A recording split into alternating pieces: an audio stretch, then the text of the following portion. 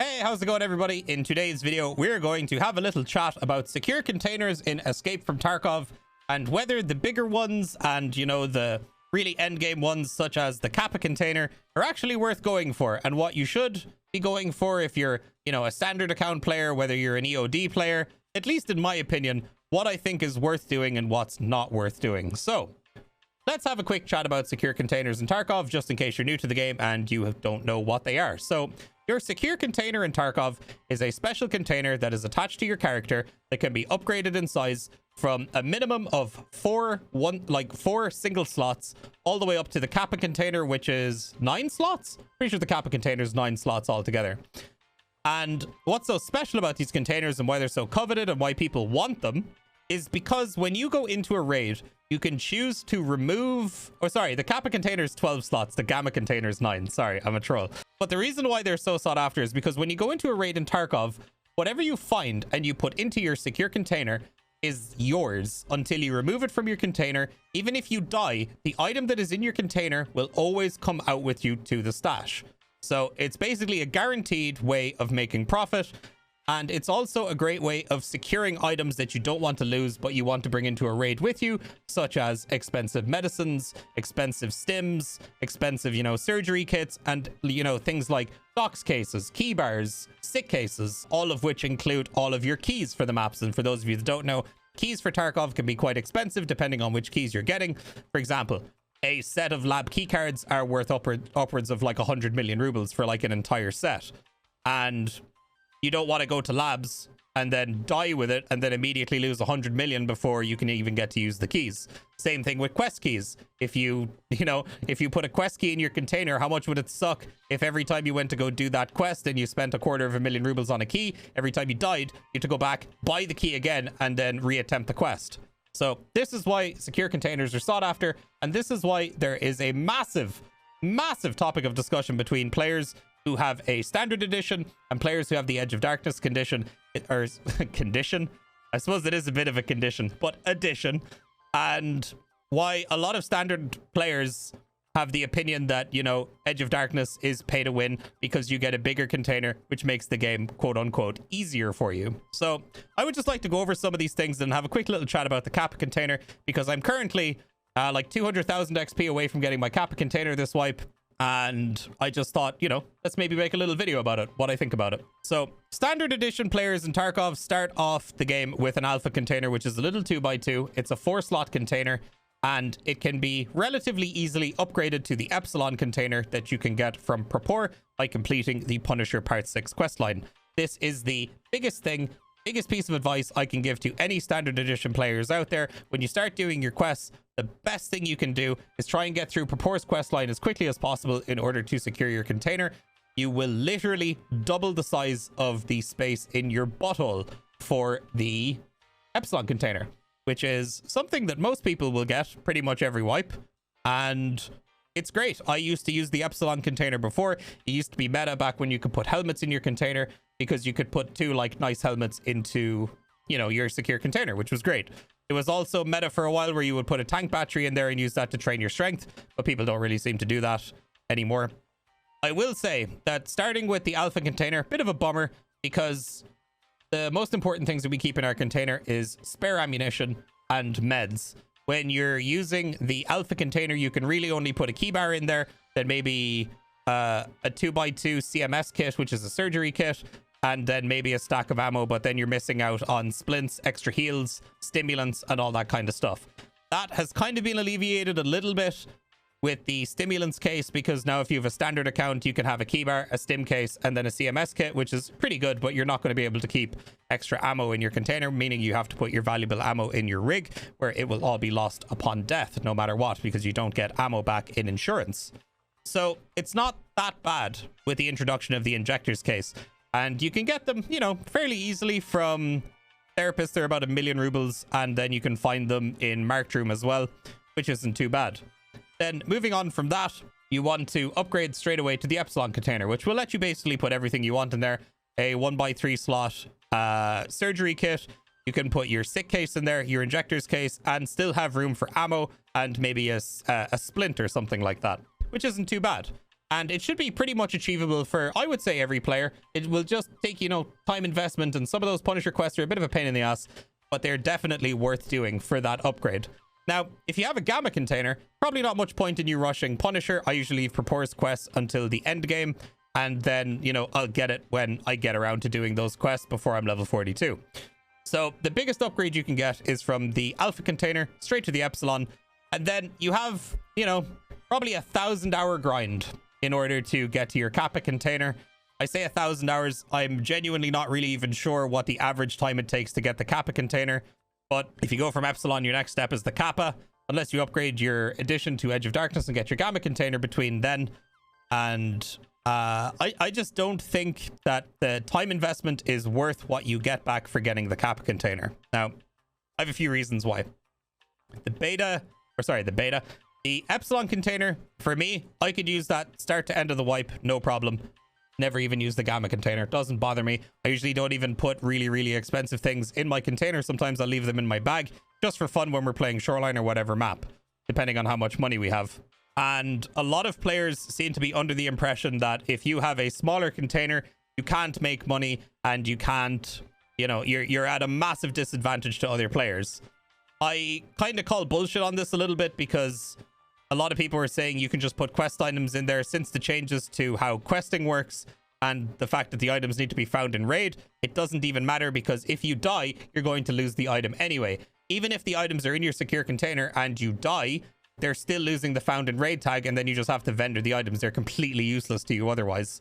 So that argument for me is kind of out the window. As far as valuable items are concerned, yes, you can still keep them in your secure container, but like, you're just going to end up vendoring them, and you're going to get a fraction of the price anyway, because you still can't sell them on the flea market.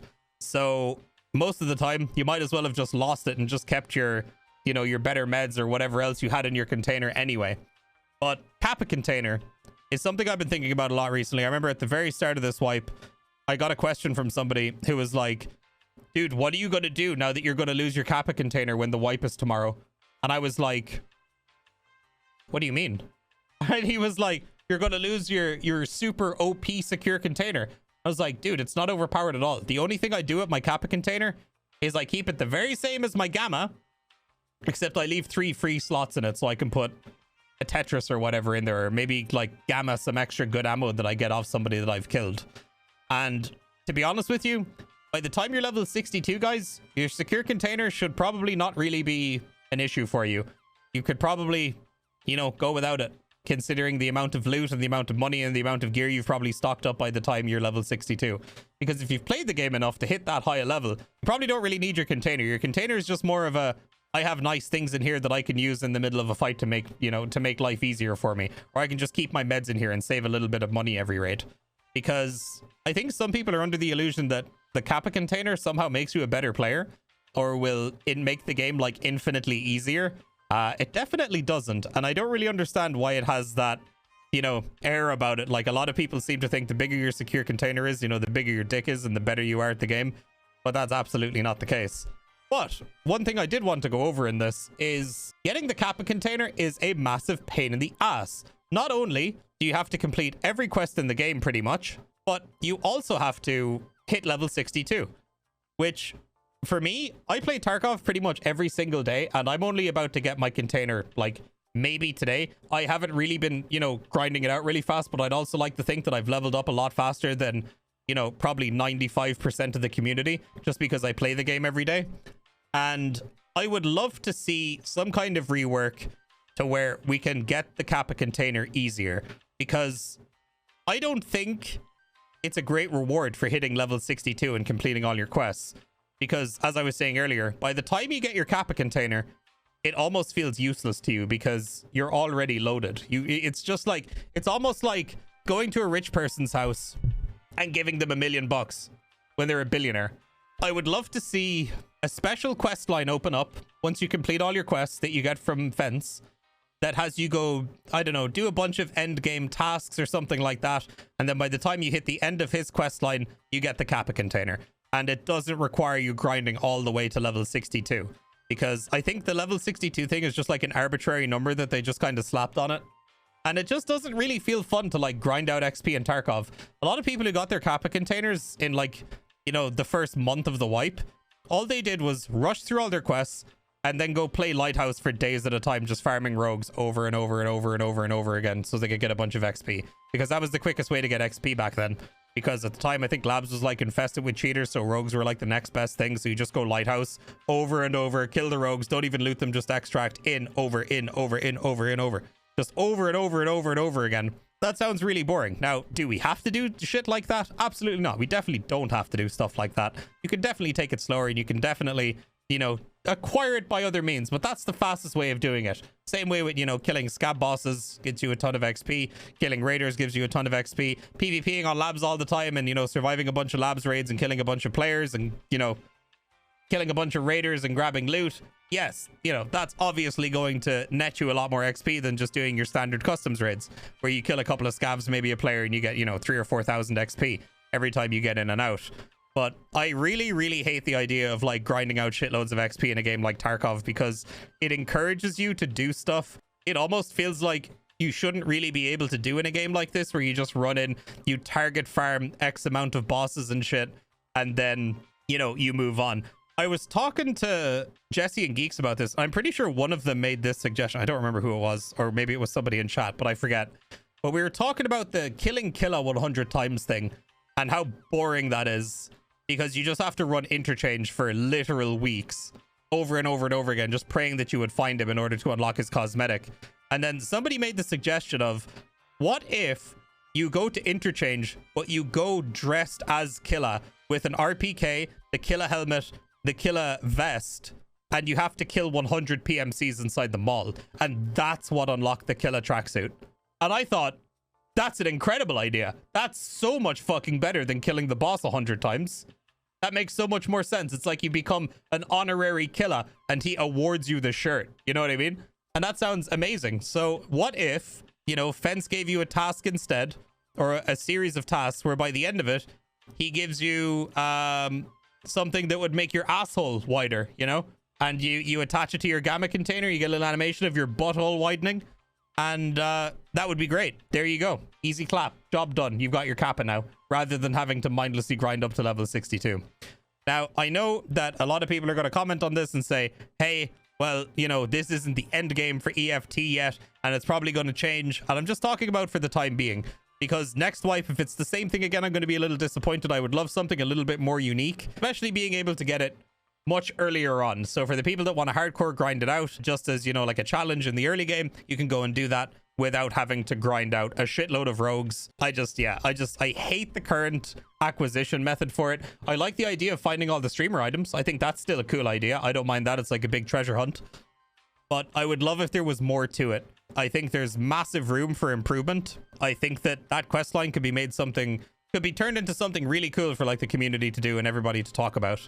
And, you know, who's where on their quests and stuff like that in order to actually finally get their Kappa sometime before, you know, 6 months into a wipe, where even like casual players would probably even be close, even if you only played, you know, X amount of hours a week, because of the, you know, the amount of time investment that it takes. Yeah, I just think that our only end game in Tarkov right now is the Kappa container. I think we might as well at least make it interesting. So that was my thoughts and opinions on it. Let me know what you guys think in the comments down below. If you guys watched this far, I appreciate it. Please make sure to like, comment, subscribe, all that kind of stuff. Let me know your ideas, what you would like to see down in the comment section below, and I will see you guys on the next video. Peace out, my dudes.